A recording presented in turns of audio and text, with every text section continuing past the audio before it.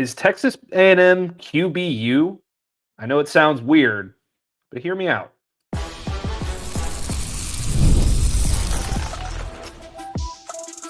You are Locked On Aggies, your daily podcast on the Texas A&M Aggies, part of the Locked On Podcast Network, your team every day. Welcome in. You are Locked On the Texas A&M Aggies. I'm your host, Matt Galatzan, publisher of Texas A&M Aggies on SI. Thank you for making Locked On Aggies your first listen every day, part of the Locked On Podcast Network, your team every day. This episode is brought to you by Monarch Money. Take control of your finances with Monarch Money. Use code LOCKEDONCollege at monarchmoney.com for 50% off your first year. Today, I am joined by Harrison Reno as my now usual Wednesday guest as we adjust to our new schedule for football season and all the other things that we have going on. Harrison, I have a bit of a weird idea for you that I want you to hear me out on a little bit, okay? And our listeners are probably going to hear this. They're going to be like, "Oh," but we're going to see where we go with this because it's very interesting. Is Texas A&M the college football version of QBU, right? So this is when you talk about guys going to the NFL. And it's, LSU is DBU or whatever, right? Because there's a ton of LSU defensive backs that all go to the NFL and they're awesome and it's great. Texas A&M has more starting quarterbacks in college football right now that used to be in Aggieland than I think we've ever seen anywhere before. Wow. I mean, am I crazy or what do you think? I mean, because we've got Connor Wegman at Houston, obviously Marcel Reed is at Texas A&M. We have Haynes King at Georgia Tech. We have Zach Calzada at Kentucky. Even Eli Stowers, former Texas A&M QB, is one of the best tight ends in the country at Vanderbilt, which we're not really going to count that one. But 4 starting quarterbacks, just off the top of my head right now, are starting quarterbacks across college football that were one time at Texas A&M Aggie. It's kind of crazy. Three or four of those guys were in. I think it's three. 3 of those guys were in the same room together for at least 1 year. I want to say Haynes King, Calzada, and Stowers. Was Stowers in that room? I think those 3 were in the room together. And I mean, it's just kind of crazy to think about. Calzada was the one that helped them beat Alabama in that game, if my mind serves me correctly. He was the quarterback for that game. But that was, I think they started the year with Haynes King. That was a Haynes King to start the year football team, if I remember correctly. Matt, that's interesting. I hadn't even thought about that. Like, I know Calzada's starting, obviously, and I know obviously Haynes King is, we've talked about him on this show a few weeks ago in terms of quarterback tiers. But man, I didn't put 2 and 2 together in terms of like just how many guys they have starting elsewhere so far. It is an interesting point. I'm like, man, I mean, Haynes King's going to have his chance at a pro career, whether that is getting drafted or not. Calzada's going to have a chance at something. And then obviously there's Marcel Reed, who's going to have his chances if everything goes to well. So, I mean, heck, yeah, you might be able to say that they are QBU for turning out some starting quarterbacks in college. It's an interesting conversation, and it's one that it's kind of unorthodox in a little bit of a way, because the whole thing kind of starts for me with Haynes King. He was the one that, people were real excited about out of East Texas, coming to Texas A&M, dual threat guy. He gets his chance. He goes down. Zach Calzada takes over. Zach Calzada is kind of next in line. He ends up transferring out to and going to 5 or 6 different places. It seems like at this point I feel like he's been at every college in the country at this point. He went from Texas A&M to I think there was somewhere in between there, Auburn, I think. Sounds and right. Then he went to it, and then he went to Incarnate Word, and now he's at Kentucky. And then Connor Wegman was seen at one point as the savior of the Texas A&M quarterback position, the 5-star guy that comes in, post really Johnny Manziel was the last quarterback that they had that was really an elite player at the position. We're not going to count Kyler Murray because he transferred to OU and that was a whole other thing. But Connor Wegman was kind of seen as the next guy in the savior of the program. He comes in, he struggles to stay healthy. Things don't really work out. He loses his job to now Marcel Reed. All four of these guys are now Power 4 starters. All four of these guys have an opportunity to do something pretty cool this season. Probably less so for Calzada, but Marcel Reed has a chance to be a playoff quarterback. The ACC to me is wide open. So if Georgia Tech can make some noise, they're not necessarily a team that can be, counted out of potentially making an ACC championship game. I love the way that they play football, and Haynes King has done a great job there. And then, Connor Wegman.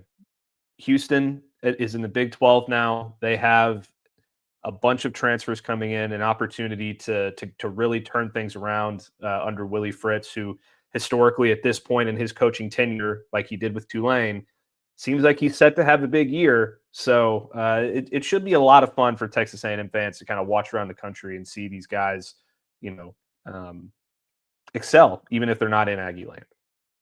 Yeah, and I'm not all the way out on Wegman yet in terms of still turning out to be a good football player. I think we have seen there are instances in the past of guys going to the portal and just not working out the first stop, like a Haynes King, going elsewhere and still having a good career. I mean, I think that could certainly happen with Wegman, just like it's worked out with King. It's all going to be about fit. And I mean, specifically for Wegman, it's going to be about, can he just stay healthy?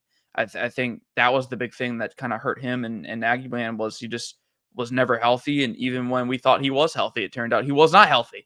So can he stay healthy and go play football at a high level or near a high level? Kind of like we've seen Haynes King. So it should be a fun year for Aggie fans in terms of like, hey, you are going to get who you hope to be your long-term face of the program for the next year or two and Marcel Reed. And then you can go look elsewhere in terms of you can still go root for a guy like a Haynes King to go do well. You can go root for Connor Wegman to do well at Houston. And then you can go root for Zach Calzada to just have a decent year considering he's going to take an absolute beating in the SEC at Kentucky. I mean, Mark Stoops may not be their head football coach this time next year, depending on how this year plays out. Yeah, and maybe these aren't the only guys that we're going to see going forward either. I mean, Texas A&M has a very deep quarterback room. It's one that I think Texas A&M fans should be excited about, but it's inevitable that there's going to be some turnover there. So maybe at one point, a Miles O'Neill or a Brady Hart or something like that, they elect to go elsewhere or whatever the case may be. But it seems like the Aggies just know how to churn out starting caliber quarterbacks across college football. Whether or not any of these guys really make a name for themselves in the NFL remains to be seen. I think Connor Wegman and Marcel Reed are probably the ones with the best shot to do that. But we'll see how that goes going forward. It's just an interesting thing that I kind of realized when I was going through the Johnny Unitas Golden Arm Quarterback Award or whatever it was that came out, or whatever it was that came out that Marcel Reed was a part of. So just something fun for Aggie fans to keep up with as we go on into the season. Let's take our first break. When we come back, we're going to talk a little bit more about quarterbacks because one of Texas A&M's biggest opponents this year has finally named their starter. So we'll get into that after this break.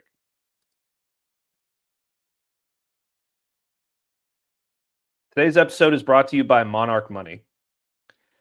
Most people can't name all their financial accounts or even what they're worth, whether it's 401ks, properties, or investments. And when you don't have the full picture, you can end up leaving money on the table. That's where Monarch Money comes in. It's an all-in-one personal finance tool that brings your entire financial life together in one clean, easy-to-use interface on your laptop or your phone. Monarch does the heavy lifting for you.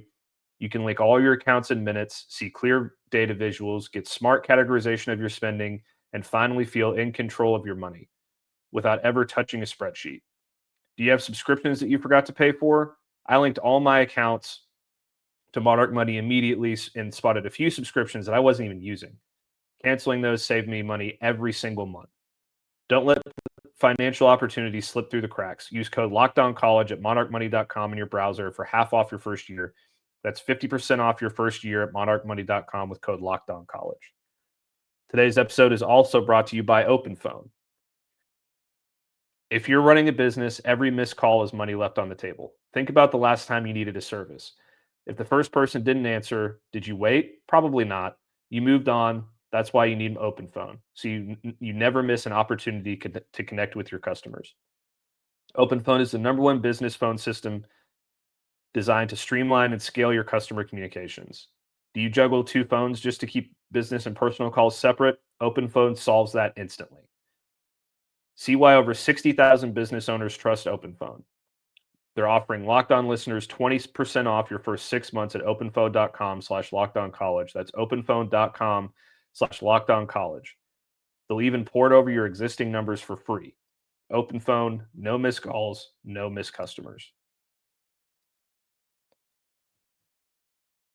All right, Harrison, we are back, and we're going to talk more quarterbacks. I had kind of a harebrained, theory about Texas A&M being QBU in our opening segment, which I thought was kind of fun. Just kind of a check-in with what's going on with Texas A&M former Aggies, I guess you would say, across the country.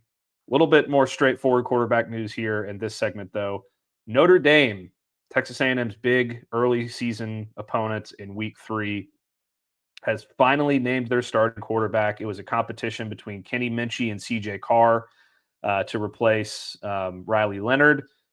And it appears that we now have our answer. CJ Carr, who I kind of expected to win the job anyway, but CJ Carr is going to be the starter, and he is going to be taking the field against Texas A&M in South Bend in Week 3. Yeah, this makes it all the more interesting because I think what really came down to the end, the question I had with this quarterback battle was, what are they looking for in their offense? Kenny Minchey is more similar to a Riley Leonard style. This is a dual threat guy, a guy that you're going to design the quarterback run game for, whereas CJ Carr is more your traditional pocket passer. I believe the guy's 6'4", 6'5", probably a little over 200 pounds. Like, this guy has a big frame, an NFL-sized frame. And he has an NFL-sized arm. This guy throws it well. You go back and look at his high school tape. He certainly shows he has the arm to go make these throws. He upgrades. He's a potential upgrade in the passing game for Notre Dame in terms of when you compare him to Riley Leonard. This guy has all the tools to go throw it back there at Notre Dame. But that's where my question comes in, Matt. My question with Notre Dame now becomes, okay, how does their passing game improve? This was a run-first team last year. I still think it's going to be, but it was, hey, if we don't want to run Bryce Love, if we don't want to run Jeremiah Love or Jadarian Price, we also have the ultimate threat in the backfield in Riley Leonard. What does this Notre Dame offense look like, and how do their playmakers step up? If I'm an Aggie fan today, I feel a little bit better in terms of the defense about having to defend Notre Dame. It becomes a little bit less complicated. You don't have to worry constantly about the extra hat in the run game in the quarterback. CJ Carr might be a good athlete, might be a sneaky athlete, but I don't see them designing a quarterback run game for him where they're running him like he's Jimmy Butler in the fourth quarter of the 2020 NBA Finals, like Riley Leonard was last year in the national championship game.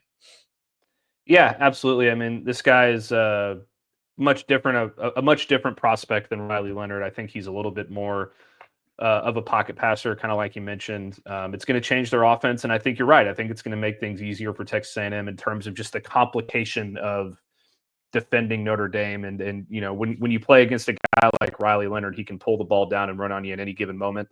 And that's just another wrinkle that you're probably not going to have to worry about as much with CJ Carr in the mix. I mean, this guy's 6'3", 210 pounds, out of Saline, Michigan. He was a number 68 player in the country, number 6 overall QB, number 1 player in Michigan when he came out in the 2024 class.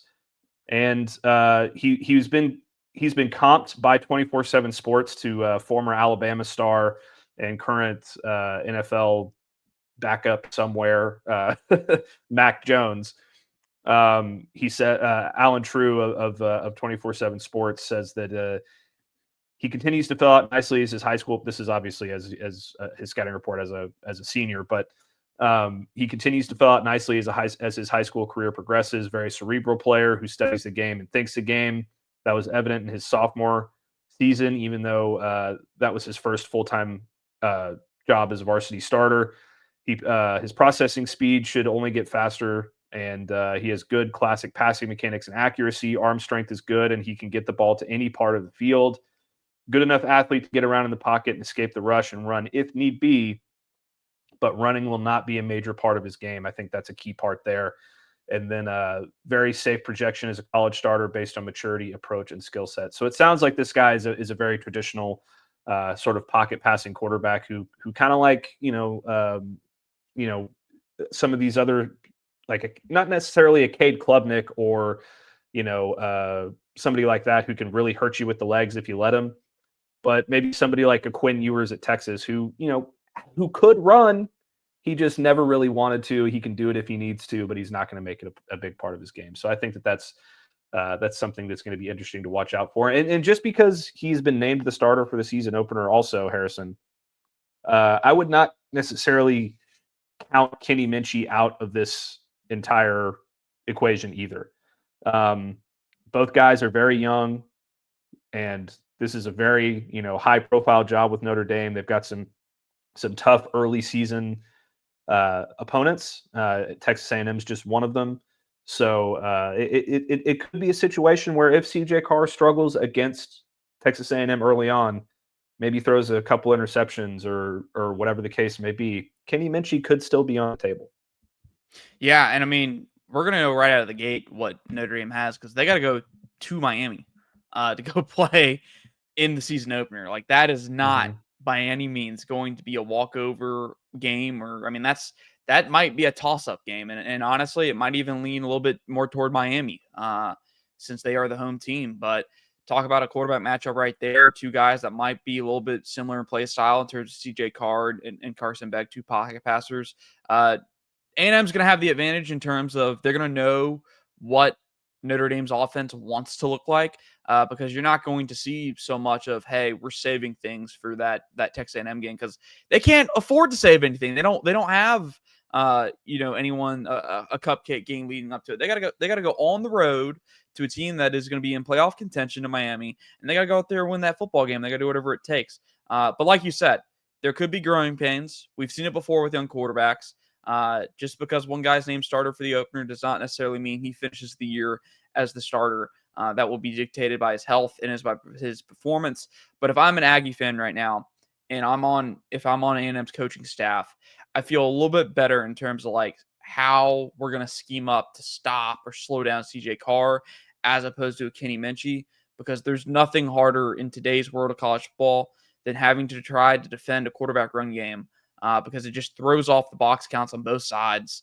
You're either having to bring an extra man into the box, even it up, which comes at the expense of your pass defense, and you have less people on the back end to stop the pass.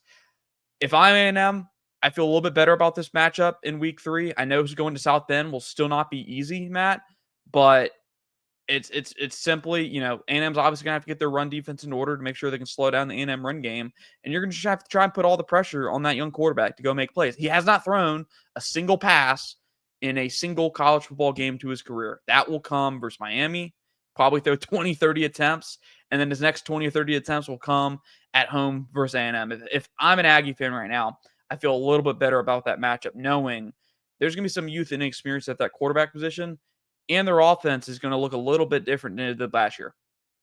Yeah, absolutely.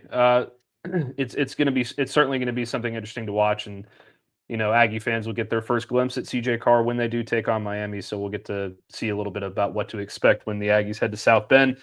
Let's take our next break, Harrison. When we come back, we're going to talk about a potential breakout player for Texas A&M in 2025.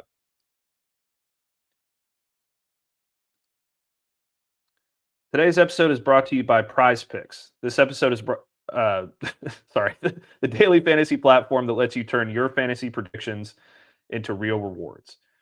Preseason is already heating up, and college football isn't far behind.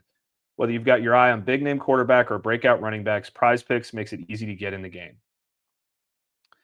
Are you excited about the upcoming football season or a particular player? Joe Burrow, Saquon Barkley, Aaron Rodgers? Prize Picks is simple to play. Just make more or less on 2 to 6 player stat projections. If you get your picks right, you can cash in and win up to 2,000 times your money. The flex play option is a total game changer. Even when one of your picks misses, you still doubled your money. Prize Picks puts their members first, so all withdrawals are fast, safe, and secure. Download the Prize Picks app today and use code LOCKEDONCollege to get $50 in lineups after you play your first $5 lineup. That's code LOCKEDONCollege to get $50 off in lineups after your first $5 play. Prize Picks, run your game. Today's episode is also brought to you by FanDuel. August 26th is officially FanDuel Futures Day, a brand new holiday for your football fans who live bold predictions and preseason hunches. For 24 hours, FanDuel is giving you deals on NFL season predictions.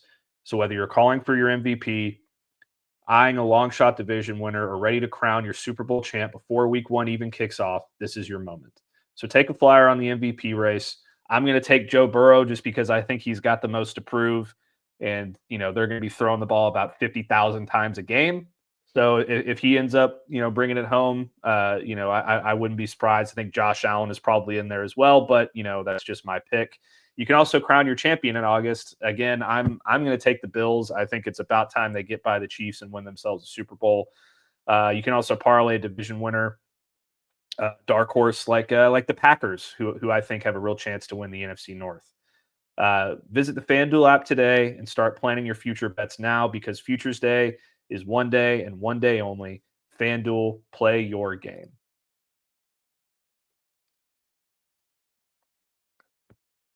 All right, Harrison, we are back for our final segment, and we are going to make this a quick one. Breakout player for Texas A&M, who we think has a chance to really make a name for themselves this year, who maybe isn't being talked about a whole lot. We were talking about this a little bit before the show and trying to figure out who our breakout player is going to be, and we both kind of came to the same consensus. It's Cashius Howell. This is a guy who's been sitting behind, Nick Scorton and Shamar Stewart, and even when he was sitting behind those guys last year, he seemed like he was the most consistent pass rusher on the football team. Now he comes in this season as a guy who, isn't being talked about a whole lot in terms of all SEC preseason media stuff, AP, preseason All-American stuff, any of those kinds of conversations. Not even really necessarily preseason trophy watch list. I mean, I think he's really, really flying under the radar so far. And in year 2 under Jay Bateman, with him being the clear number 1 pass rusher on this roster, I think he has a real chance to show out and do something special. Well, I mean, if you go back and look at how he ended the year last year against USC, his first game kind of as that premier talent up front for the Aggies, he played like a guy with his hair on fire. I mean, 4th snap of the football game on defense for A&M, he hits a nasty spin move on their, I believe it was the right tackle for a quarterback pressure. It wasn't a sack, but it was a pressure. Then he's just disruptive. I mean, he had a couple pass breakdowns at the pass breakups at the line of scrimmage, get his hands up, knocking the ball down. You saw him as a run defender, setting the edge and getting in there on the tackles. I'm excited to see this guy play. Obviously, A&M fans already somewhat know what to expect, given that before he came to A&M, he was a productive player elsewhere. Now it's just about he's going to have a chance to prove himself here in the SEC. Matt, we were talking about this pre-show, and we've seen it. I mean, national analysts across college football are starting to pick up on it. I see the PFF account. They tweeted this out back in June. Cashius Howell stats since 2023, 13.5 sacks, 80 quarterback pressures, 21.9% win rate, and a 92.3 pass rush grade. Like, this is one of the more productive edge rushers that returns in college football. And crazy to say it, he hasn't even been like the lead guy for A&M for the last year. Like, this is his first chance to be the guy in A&M, to be the guy at A&M. And he's already showing signs of being ready to go out there and playing a major role. And it seems like, while national analysts, while the people who make up these preseason award watch lists aren't paying any mind to him, you go turn on Twitter, you go put on Instagram, like there's some NFL draft analysts out there that are starting to pick up on Cashius Howell and starting to talk about how he could turn into a big stock riser over the next 6 months. Yeah, I mean, I think absolutely. I mean, you look at what he did last year, second on the team in sacks behind Nick Scorton. He had 4 sacks and Nick Scorton had 5. He had more sacks than Shamar Stewart. He had more sacks than Shamar Turner. He had more sacks than Malik Silla. He had more sacks than Torian York at the linebacker position. I mean, this is a guy who, despite not being the frontline guy, was arguably the most productive player on the football team in terms of pass rush. He had more tackles than Nick Scorton and Shamar Turner and Shamar Stewart. I mean, this is This is a guy that nobody was talking about last year, but he was, for my money, the most consistent and impactful player at the edge rusher position for Texas A&M. Now, as you mentioned, he's got this entire season to be the guy. They need to find him some help on the other side, I think, to kind of make sure that he's not getting double teamed constantly. They've got some talent there that they're pretty excited about, but for the most part, they're going to need to find a way to generate some pass rush opposite him so that he doesn't get, too focused in on by opposing offenses. But I expect him to have a really big year and be something that sets this Texas A&M team apart from what they were last year and really give them an edge, no pun intended, in the edge room.